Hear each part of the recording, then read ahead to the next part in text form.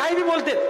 काय म्हणे एक दिवस म्हणे मी वाघाची शिकार केली म्हणे 87 साली आणि वाघाचा दात काढला आणि गळ्यात घातला म्हणे माझ्या हसून राहिलं लोक त्या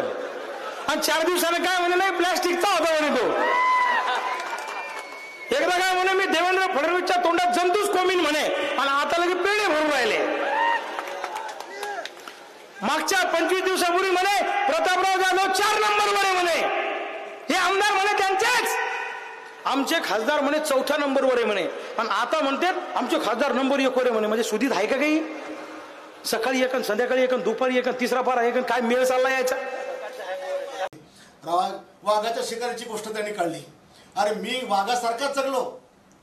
माझ्या जे काही घटना ही जुन्या आमच्या सगळ्या लोकांना माहित आहे त्या शिकारीचं जाऊ दे पण तू शिकारता आता पक्की होणार आहे तू शिकारता केल्याशिवाय मी राहत नाही आणि साला मागच्या वेळेला असाच हिजड्यासारखा आला 4 खोलीत पाय पकडले की जाऊ द्या मी आता काही बोलणार नाही मागच्या वेळेला त्या शेट्टीला घेऊन आला की मला असा धोका आहे आता शेट्टी येऊ या कोणी येऊ तू अवकात तर तुला मी दाखवणारच आहे काय बोलणार तू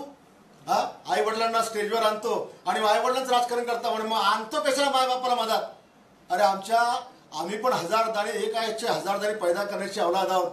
पण आमच्या आई वडिलांनी आमच्यावर असे मर्दाचे संस्कार केले आम्हाला लढणं शिकवलं तुझ्यासारखं हिजड्यासारखं रडणं नाही शिकवलं आम्ही लढो छातीवर वाव झेलले डोक्यावर वाव झेलले महिलांचं मुलीचं रक्षण केलं अशा तोड्यानी केल्या शेतकऱ्यांना वाऱ्यावर नाही सोडलं अरे मंगळसूत्र याच्या गोष्टी करतो बायाकडनं आज 300 व्यापारी 300 शेतकरी ज्या शेतकऱ्यांचं त्या गाडीनं पैसे डुबवले तू बायको तिची जमानत घेते मग बोलू नको का कोर्टाचं वकील पत्र आहे तुमचं जाहीरनामा आहे हे सगळं तू करतो अरे 300 बायकांचं मंगळसूत्र हिसकणार आहे तू 300 बायकांचं त्यातल्या 6 शेतकरी आत्महत्या केल्या त्यांचं कायमचं मंगळसूत्र तो हिसकलं आणि लाल दिव्याच्या गाडीत फिरतो म्हणे मी शेतकऱ्याचा पोरगा आहे अरे तू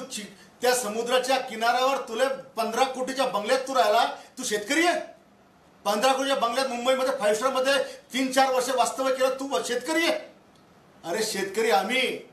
हाडाचं काड्या करून रात्रंदिवस शेतात मेहनत दिवसा आपल्या शेतात रात्रीला लोकांच्या शेतात कामं केली आणि त्यावेळेस आम्ही शेतकऱ्यांकरता आंदोलन करत होता तू त्या मायाच्या सोबत गोधडीत मुतत होता अवकात नव्हती तुझी एबीपी माझा उघडा डोळे बघा नीट